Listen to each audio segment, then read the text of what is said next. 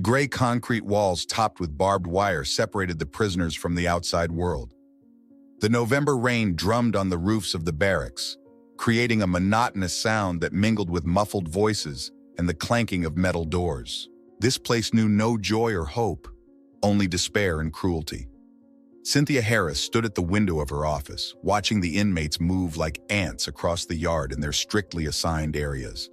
40 years, 20 of those years she had spent in the correctional system, gradually moving up the ladder. For the last 3 years, she had been the warden of this prison, the first woman in that position in the institution's history. She was used to being the only dark-skinned woman in a room full of white men, used to proving herself worthy of respect and submission. There was a knock on the door. Without taking her eyes off the window, Cynthia spoke. "Come in." Kyle Knight, her assistant and chief warden, a tall, muscular man with short dreadlocks and a piercing stare, entered the office. "Ma'am, I've brought in prisoner Hope as you requested," he reported in an official tone. Cynthia turned slowly. Her stern navy blue suit emphasized her posture and authority. Her hair was cut short and her makeup was minimal. She had never tried to look feminine, but rather the opposite. "Send him in," she said, sitting down at her massive oak desk. Kyle nodded and walked out, and a few seconds later, Norman Hope was ushered into the office. The 34-year-old prisoner was dressed in a standard orange robe. His body gave off the appearance of a man who spent a lot of time in the prison gym. His dark skin contrasted with his suddenly bright eyes, which scrutinized the office and then focused on the warden. "Hope," Cynthia said, pointing to the chair across from her. "Sit down." Norman slowly lowered himself into the chair, keeping a calm expression on his face, although there was a flicker of curiosity in his eyes. "Do you know why I called you here?" Cynthia asked, opening a file folder. "No, ma'am," Norman answered in a low voice. "There was a theft last night in Cell Block B. Medications were taken from the medical cabinet. According to our information, you may have been a witness." Norman tilted his head slightly as if trying to remember. "I didn't see anything, ma'am." Cynthia looked at him carefully, trying to recognize the lie. "That's odd," she said. "Officer Jackson saw you walk by the medical office around the time of the theft." "I went to the bathroom, ma'am. It's not against the rules after lights out."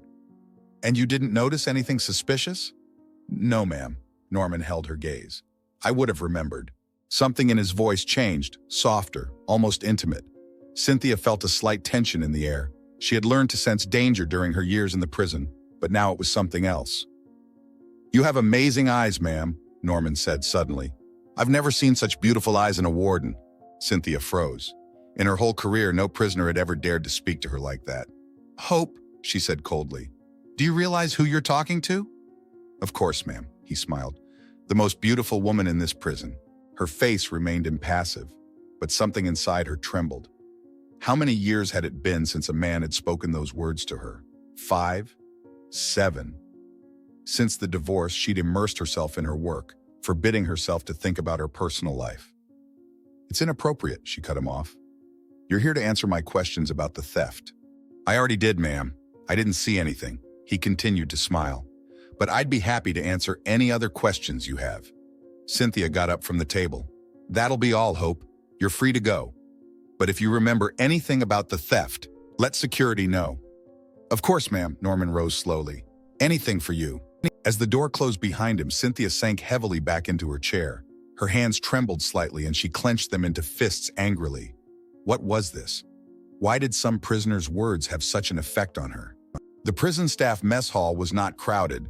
Cynthia sat down at a table in the far corner, where LaToya Wilkins, the prison doctor and the only person Cynthia could call a friend, was already waiting for her. "You look worried," LaToya remarked, setting aside her magazine. "Is something wrong?" Cynthia set the tray of food on the table and answered quietly. "Interrogated an inmate today about a theft in the infirmary." "I?" LaToya raised an eyebrow. "He flirted with me." LaToya looked at Cynthia in surprise. "This isn't the first time prisoners have tried to manipulate you. What's the problem?" Cynthia moved the food in her plate without looking up. "The problem is?" She fell silent, unable to find the words. "It was different. He didn't look at me as a boss. He looked at me as a woman." "And that made you uncomfortable?" LaToya leaned closer. "Cynthia, you didn't tell me, but I'm guessing you haven't had anyone for a long time. Since James, you've been completely absorbed in your work." "So what?" Cynthia asked sharply. "I don't need a relationship to feel complete." Of course you don't, Latoya said softly. But you're a human being, Cynthia, with human needs. Hope, Cynthia said suddenly. His name is Norman Hope. Latoya froze with fork in hand. Wait, are you talking about that Hope? For armed robbery? Cynthia, be careful. That man is a manipulator. I read a psych evaluation on his case. I know his case. Cynthia cut him off. And I'm not saying I like him. It's just strange. Latoya looked at her friend carefully. I've known you for 10 years, Cynthia, and this is the first time I've ever seen you react like this to a man. It worries me. You're exaggerating, Cynthia tried to speak indifferently, but Latoya could see she was avoiding her gaze. I was just surprised at his insolence, that's all. And that's why you barely touched your food and you're talking about him? Latoya shook her head. Cynthia, be careful. You're playing with fire. I'm the warden of this prison, Cynthia replied coldly. I know my duties and my boundaries. But even as she said those words, she felt something had changed inside her since her meeting with Norman Hope. The next day, Cynthia called Norman into her office again. She convinced herself it was to continue the investigation into the theft, but deep down she knew it was a lie. Do you remember anything about the incident, Hope? She asked as the prisoner sat down across from her. No, ma'am, he answered, looking her straight in the eye. But I thought of you, all night. Cynthia felt her heart beat faster. This is unacceptable, Hope. I could send you to the SU for disrespecting the staff. It's not disrespect, ma'am, Norman said quietly. It's admiration. Stop it. She got up from the table and walked to the window, trying to hide her confusion.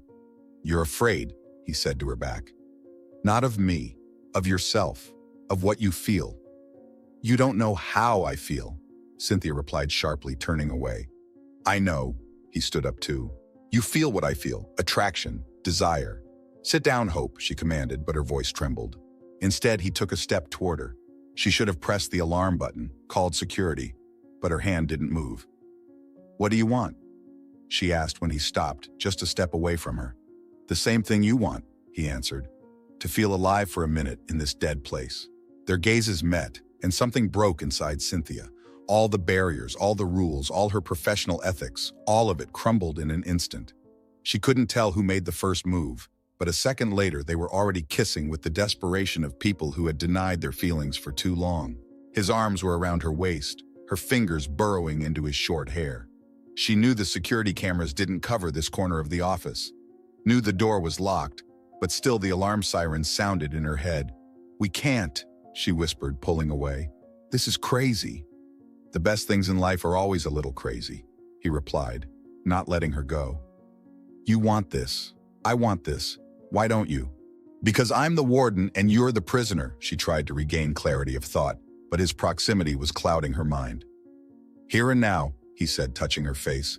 We're just a man and a woman, no ranks, no numbers, and she surrendered. For the first time in years, Cynthia Harris allowed herself to follow her heart rather than her mind, and that decision changed everything.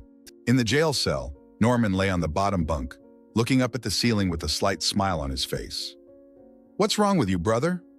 Rodney Blair, his cellmate, asked, hanging from the top bunk. You're grinning like the cat that ate the canary. Rodney was a stocky man with a scar across his left cheek, a memory of a prison fight in his first term.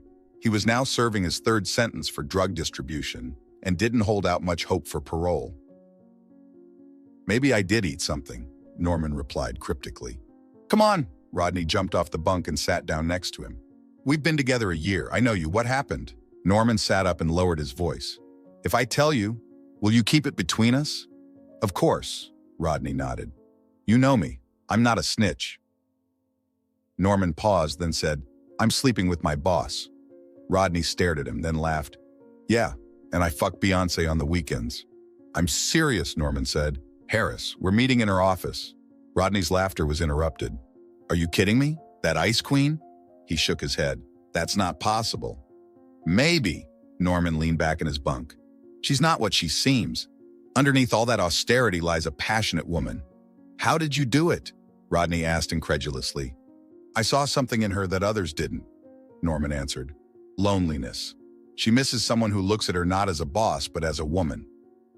Rodney whistled. You're playing with fire, brother. If anyone finds out, no one will find out, Norman said confidently, as long as we both want them to. And what do you get out of it? Rodney squinted. Apart from the obvious, Norman smiled. Just pleasure for now, but who knows what comes next? Maybe special privileges? Maybe support for parole consideration? You're always thinking a few steps ahead. Rodney shook his head. But be careful. Women like that are dangerous when they feel threatened. I know what I'm doing, Norman replied, but deep down he wasn't so sure anymore. What had started out as a game was slowly becoming something more. He was really starting to feel something for Cynthia, a woman who was supposed to be just a means to an end. A week into their relationship, Cynthia summoned Norman to her office formally, through the head probation officer, in front of witnesses. Hope, as of today, you're being transferred to a new job, she said in an official tone when they were alone. You'll be in charge of the archives in the administration wing. Norman smiled understandingly. The archives? It's next to your office, if I'm not mistaken? Exactly. She didn't smile back, but something warm flashed in her eyes. You have shown yourself to be a responsible prisoner, and your education allows you to do more complex work than in the kitchen. Thank you for your trust, ma'am, he replied formally. I won't let you down. As the door closed, Cynthia allowed herself a smile. Now they would have more opportunities to see each other. She knew she was on a dangerous path, but she couldn't stop. She felt more alive this week than she had in years. The danger, the forbidden nature of their relationship only increased the attraction. But her joy didn't last long. After lunch, LaToya walked into her office with a concerned look on her face. Cynthia, what's going on? She asked without preamble. I heard you transferred Hope to the archives? Yeah, so? Cynthia tried to speak calmly. He's entitled to a transfer on good behavior. Don't pretend. LaToya closed the door and walked over to the desk.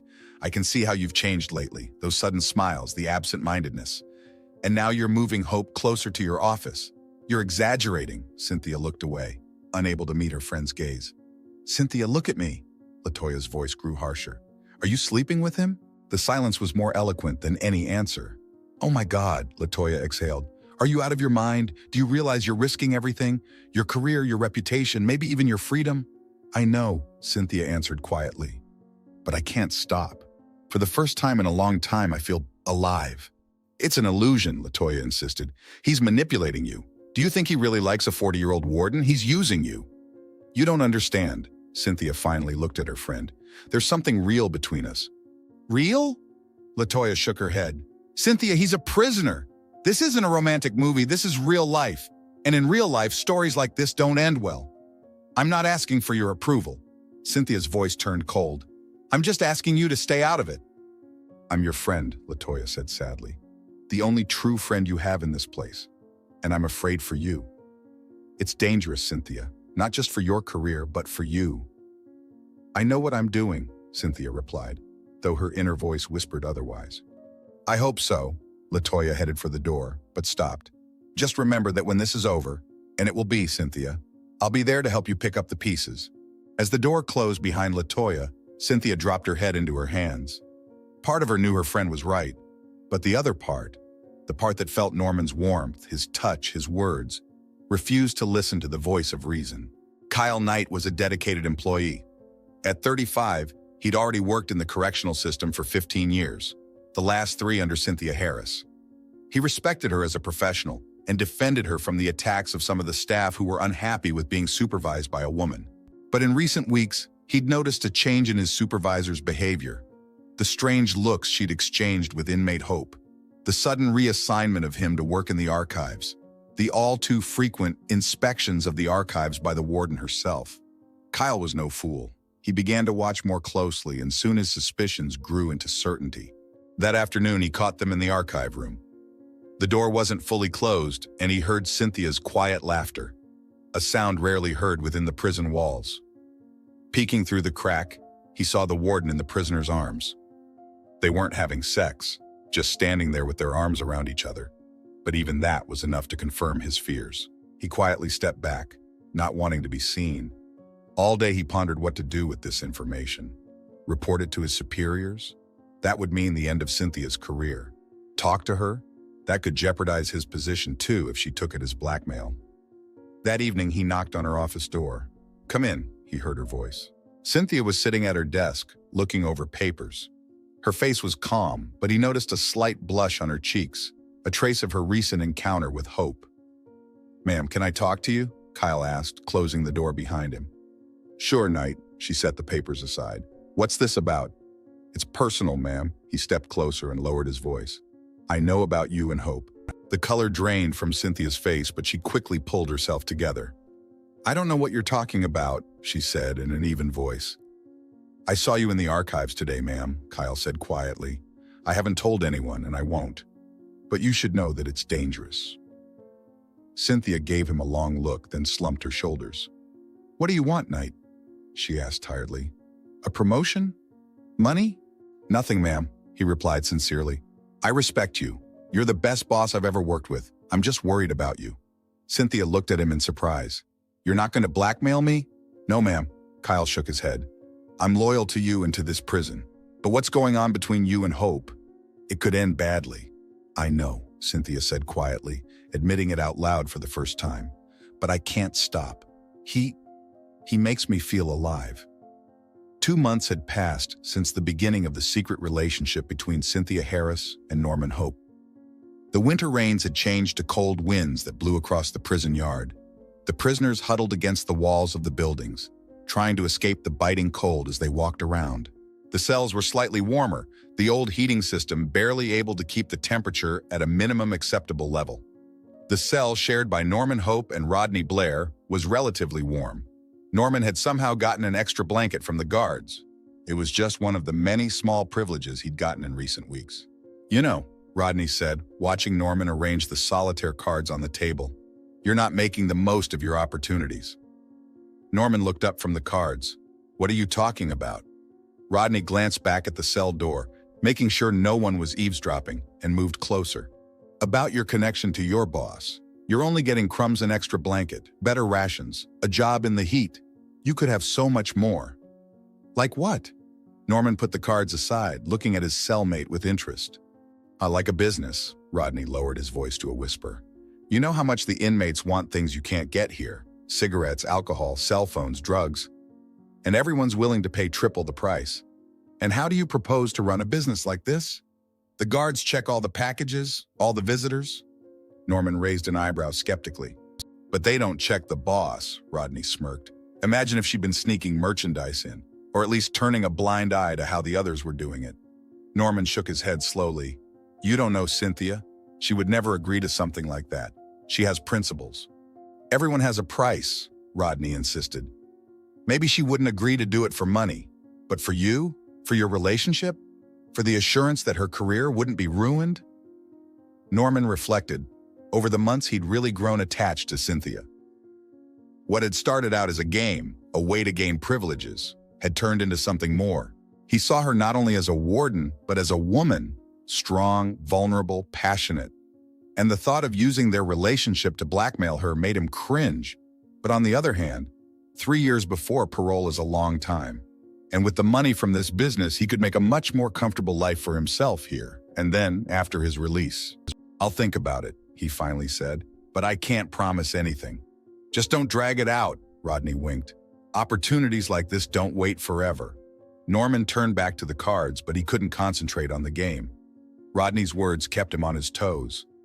The next day, during their secret meeting in the archives, Norman was unusually pensive. Cynthia noticed it, but wrote it off as fatigue.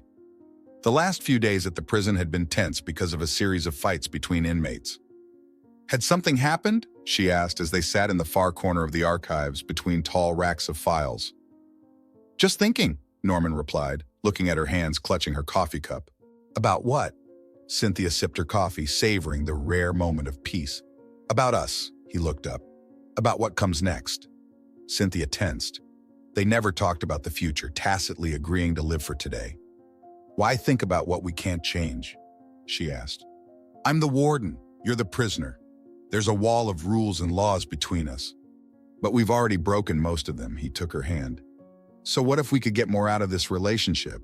"What do you mean?" Cynthia felt an unpleasant chill run down her back. Norman took a deep breath. "Look, I know that what we have between us is special, but I also know that there are a lot of opportunities here in prison that we could take advantage of." "What opportunities?" Her voice became strained. "Business," he said bluntly. A small, controlled business supplying goods that the prisoners want but can't get in the usual way. Cynthia jerked her hand away. Are you talking about smuggling? About drugs? Not necessarily drugs, Norman said quickly. Cigarettes, alcohol, cell phones. Things that make life here more bearable. Are you out of your mind? Cynthia stood up, her face contorted with anger and frustration. You're asking me to break the law, to risk not only my career but my freedom? I'm asking you to help me. Norman stood up as well. Us. We could earn enough to start a new life after my release. Together. Together? Cynthia laughed bitterly. Do you really think we have a future outside these walls? A warden and an ex-convict? Why not? He insisted. People change, start new lives. Not like that, Cynthia cut him off. Not through crime. I won't be a part of it, Norman. And if you thought I would, then you don't know me at all. She turned and walked briskly toward the archive's exit. Norman grabbed her arm. Cynthia, wait. Let go, she said coldly. This conversation is over for today, and don't ever bring it up again. He let go of her hand, watching her walk away. Something flashed in his eyes that Cynthia had never seen before, a calculating intensity bordering on cruelty. They did not see each other alone for several days. Cynthia had deliberately avoided the archives, sending her assistant there to make checks. She hoped that time would cool the situation, that Norman would realize the absurdity of his proposal. But when they finally met, it was even worse. You've been avoiding me, Norman said, when Cynthia finally arrived at the archives on the pretext of looking for old documents. I've been busy, she lied without looking him in the eye. Too busy for me. There was resentment in his voice. After everything that had happened between us? Norman, Cynthia said tiredly, let's not fight again. I said no, and that's final. I will not help you organize smuggling into my prison. And if I ask otherwise? His voice changed, became harsher. What do you mean? Cynthia finally looked into his eyes and saw something new in them, a threat. What would happen if the whole prison found out about us? He asked quietly. If your superiors found out you were sleeping with a prisoner, what would happen to your career? What would happen to your reputation? Cynthia felt the blood rush from her face. Are you blackmailing me? I'm just pointing out the facts. Norman shrugged. I have no proof of our relationship, but enough talk to start questions, an investigation. And your computer probably has security footage that you deleted. There are texts on your phone. It's all enough to destroy you. I don't believe it, Cynthia whispered. I don't believe you'd do that, after everything that's happened between us. I've spent 3 years in this hole, Norman said sharply. And I've got 3 more to go. I'll do anything to make my life here easier. Anything, Cynthia, even if I have to sacrifice you to do it. Cynthia looked at him, not recognizing him. Where was the gentle, understanding man who made her heart beat faster?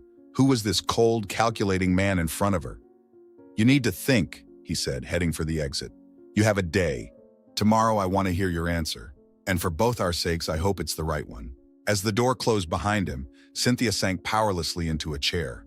Her world was crumbling, and she didn't know how to save it. LaToya Wilkins was busy doing paperwork when there was a knock on her office door. An unusually quiet knock for a prison where everything was done loudly and sharply. Come in, she said without lifting her head from the paperwork. The door opened and Cynthia entered. Her usually immaculate appearance was compromised, her hair disheveled, her eyes red as if from recent tears. My God, Cynthia, LaToya jumped up from her seat. What's wrong? He's blackmailing me, Cynthia said quietly, closing the door behind her. Norman, he's threatening to tell everyone about our relationship if I don't help him organize the smuggling into the prison. LaToya closed her eyes for a moment, as if gathering her strength. Sit down. I'll make you some tea. She turned on the electric kettle, pulled 2 cups from the cupboard, all the while remaining silent. Only when they were both sitting with cups of hot tea did LaToya speak. I warned you, Cynthia. He's a prisoner, a manipulator, a murderer. He's not a murderer, Cynthia objected automatically. Armed robbery, but no one was hurt. What difference does it make? LaToya shook her head. He's a criminal who sees you as a tool to make his life better, and now that you refuse to play by his rules, he's shown his true colors. I thought there was something real between us, Cynthia whispered. I was such a fool. Not a fool, LaToya said softly. Just a lonely woman who wanted to feel needed, wanted. It's understandable, Cynthia. It's human. What am I supposed to do now? Cynthia looked up at her friend. If this story gets out, I'll lose everything. My job, my reputation, maybe even my freedom. There's only one way out, Latoya said firmly. End this relationship, now, and be prepared for the consequences. Maybe he's bluffing. And if he's not? Cynthia gripped the cup so hard her knuckles turned white. What if he does tell? Then you'll have to deal with the consequences. Latoya put her hand on her friend's shoulder. But I'll be here for you no matter what happens. You're not alone, Cynthia.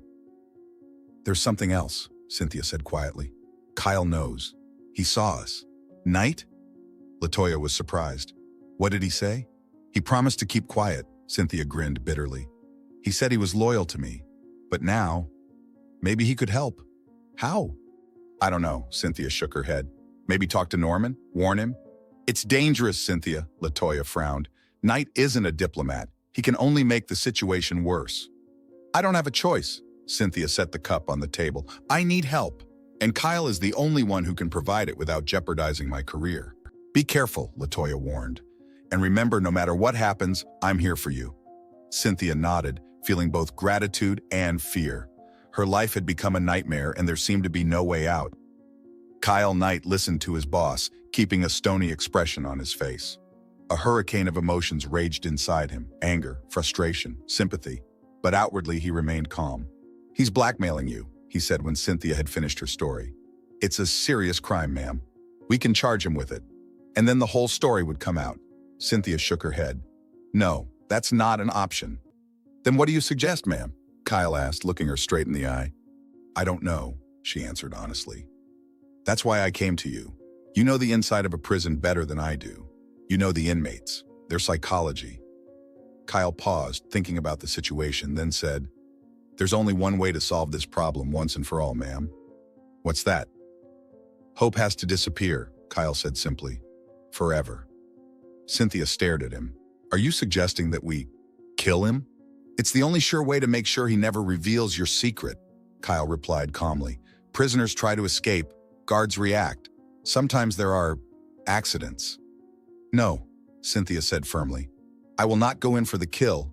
It's not up for discussion. With all due respect, ma'am, you don't understand who you're dealing with, Kyle insisted. People like Hope don't stop. If you give in now, he'll demand more tomorrow. I know, Cynthia covered her face with her hands. But I can't. In spite of everything, I still feel something for him. Kyle looked at her with sympathy and wonder. This strong woman, whom he respected for her steely temper and steadfastness, now seemed so vulnerable, so human. There is another option, he said after a pause. A warning. A warning? Yes, Kyle nodded. Sometimes to get through to a person, you have to hit them, not at them, but near them.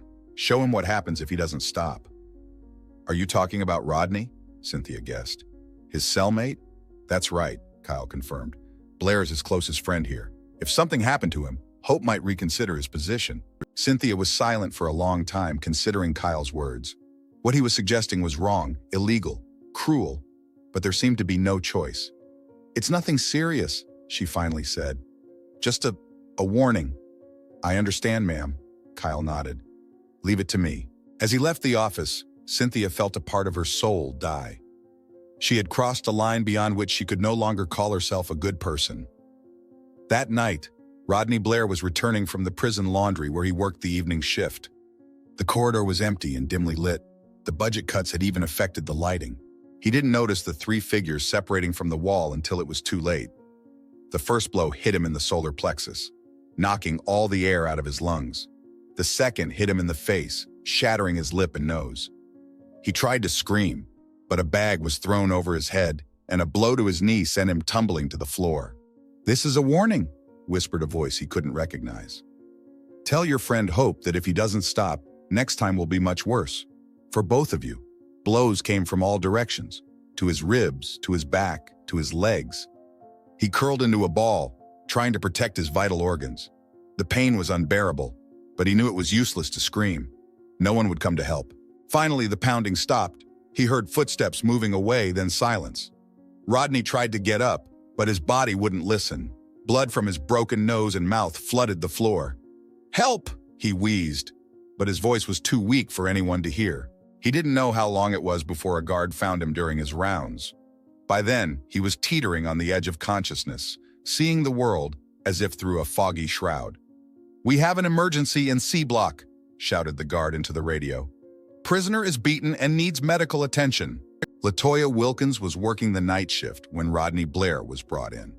One look at his condition told her everything she needed to know. Multiple contusions, possible rib fractures, concussion, she quickly diagnosed as she examined the patient. "We should x-ray and check for internal bleeding." The guard stood silently at the door as the nurses prepared Rodney for examination. LaToya spotted Kyle Knight among them and felt a chill run down her spine. His presence, his overly calm gaze, it couldn't all be a coincidence. When the basic procedures were done and Rodney was stabilized, LaToya took Kyle aside. "Is this your job?" she asked bluntly, looking him in the eye. "I don't know what you mean, doctor," he replied flatly. "I'm just doing my job." "Don't lie to me," LaToya hissed. "I know about Cynthia's problems with Hope, and I know Blair is a close friend of his. It's not a coincidence." "Dr. Wilkins," Kyle said quietly, "there are some things you're better off not knowing, for your own good. Just do your job and everything will be fine." "Are you threatening me?" LaToya straightened, even though Kyle was almost a head taller. "I'm giving advice." He smiled slightly, but his eyes remained cold. "Good advice from a friend." He turned and walked out of the infirmary, leaving LaToya with a heavy feeling in her chest. She returned to Rodney's bedside, who was still unconscious.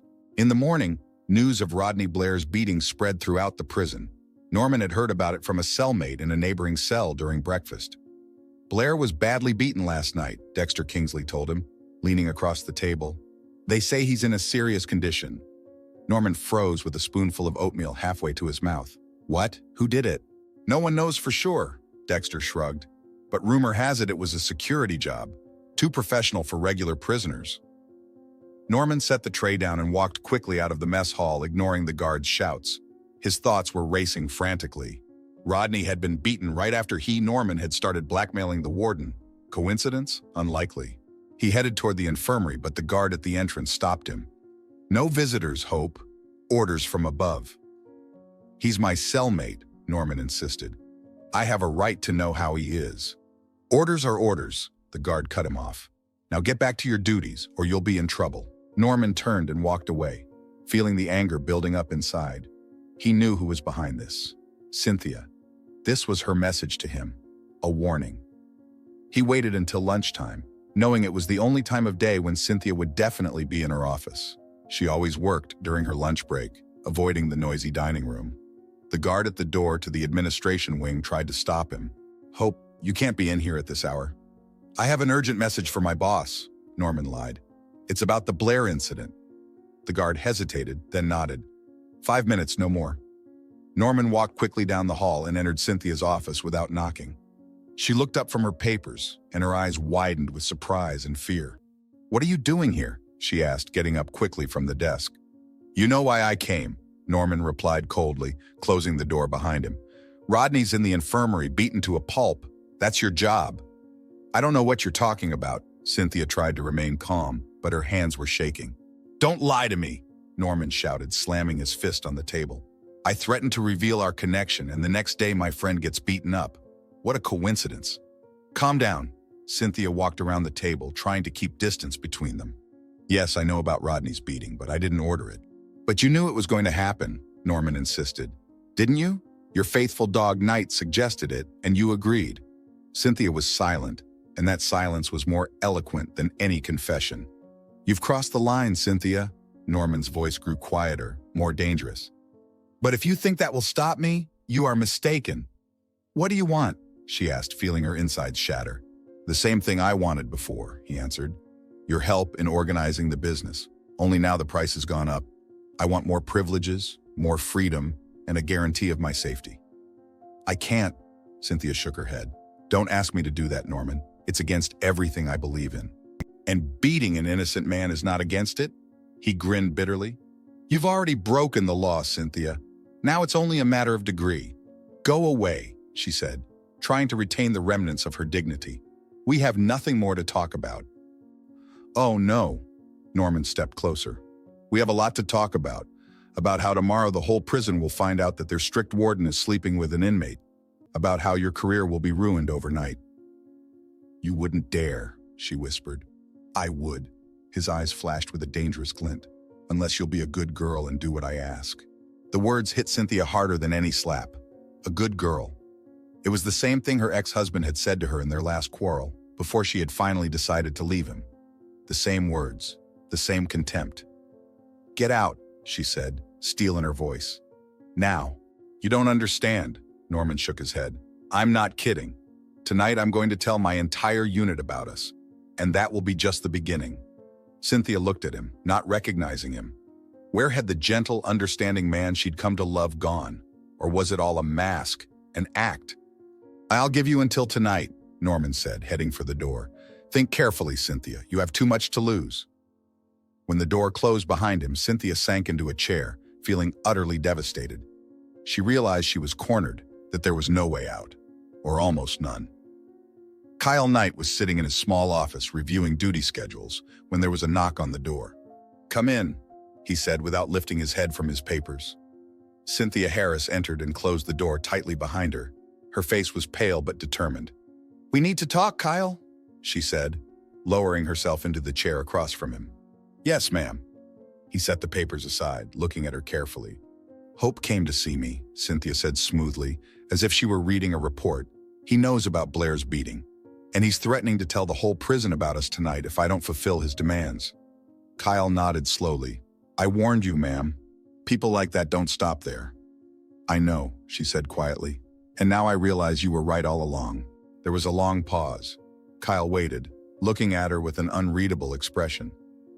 "What do you want me to do, ma'am?" he asked finally. "What you suggested before," Cynthia looked past him into the wall. "To solve the problem. Permanently." "Are you sure?" Kyle leaned forward. "It's a big step. There's no turning back." I know." She finally looked him in the eye. "But I don't have a choice. He left me no choice." Kyle nodded. "I'll get everything organized. Tonight's the night." "How will you do that?" Cynthia asked, fear in her voice. "The less you know, the better for you, ma'am," Kyle said softly. "Just trust me. He paused. "Be in your own home when it happens. You need to create an alibi." "I understand." Cynthia stood up, feeling a sudden weakness in her legs. "Do it. Quickly and without agony." "Of course, ma'am," Kyle nodded. "I'll make it right." When Cynthia walked out of his office, she felt as if she had signed not only Norman's death warrant, but her own as well. Part of her had died the moment she gave that order, and she knew she would never be the same again. Norman lay on his bunk, looking up at the ceiling and contemplating a plan of action. He knew he had gone too far with Cynthia, but it was too late to back down. If he showed weakness now, his position in prison would become unbearable. The cell door opened and a guard entered. Not Kyle, but one of his subordinates, Leon Tanner. "Hope out," he ordered. "You're on the night shift in the kitchen." "What?" Norman sat up on the bunk. "I'm not on the night shift list." "You are now," Tanner cut him off. "Johnson's sick. You're his replacement." Norman frowned. It was strange. He'd never been put on the night shift in the kitchen before. It was usually done by lower status prisoners. "Hurry up," Tanner urged him. Something in the guard's voice made Norman wary. The tone was too tense. His gaze avoided his eyes. But there was no choice. Refusing to work meant punishment. He rose slowly and walked out of the cell. Another guard was waiting in the corridor, Marcus Dennis, known for his cruelty to prisoners. "Move," Dennis muttered, nudging him in the back. They walked down the hallway, but instead of turning toward the kitchen, they turned in the opposite direction. "Hey, that's not where the kitchen is," Norman said, stopping.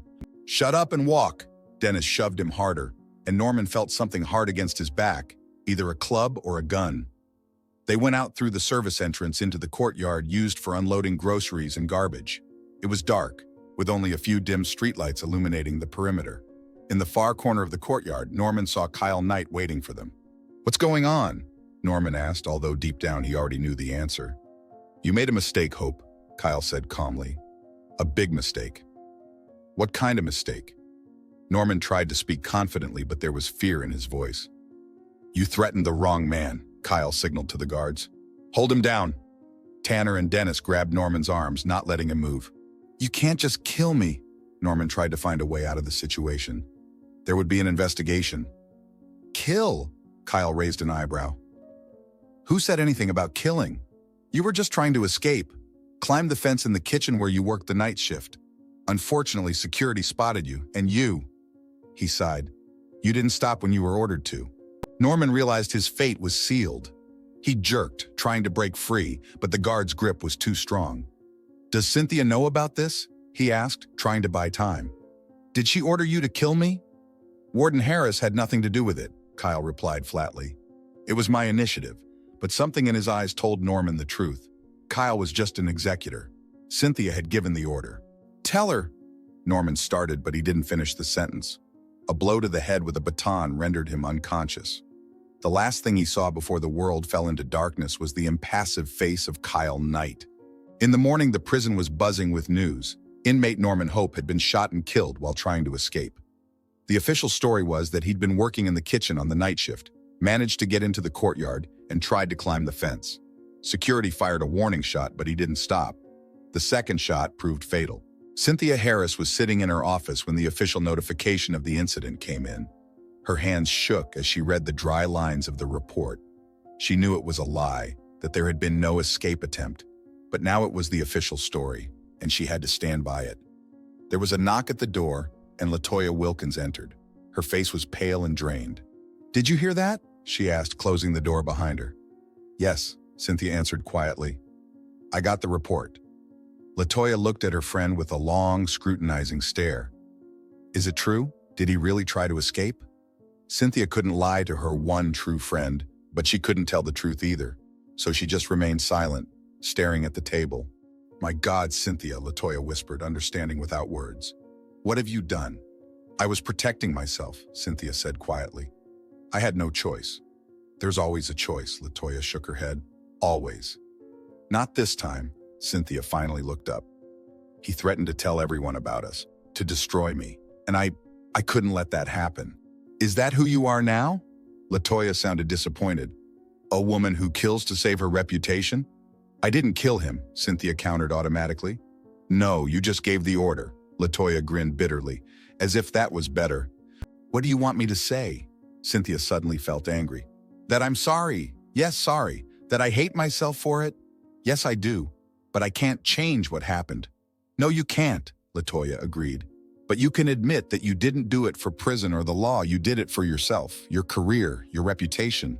Cynthia remained silent because she knew her friend was right. All this time, she justified herself by saying she was protecting her job, her position. But the truth was that she was simply afraid of the consequences of her own decisions and actions. "What now?" LaToya asked. "Now, move on." Cynthia brushed away a tear. "What else can I do?" "And you can." LaToya sounded genuinely doubtful. "Can you go on living, knowing that you have blood on your hands?" "I have no choice," Cynthia repeated. "But that doesn't mean I'll forget, or forgive myself." LaToya looked at her friend with sympathy and sadness. "I'll be there for you, Cynthia. Whatever happens, I'm with you." Cynthia nodded gratefully, unable to speak because of the lump in her throat. LaToya walked out quietly, leaving her alone with her thoughts and the guilt that would now be her eternal companion.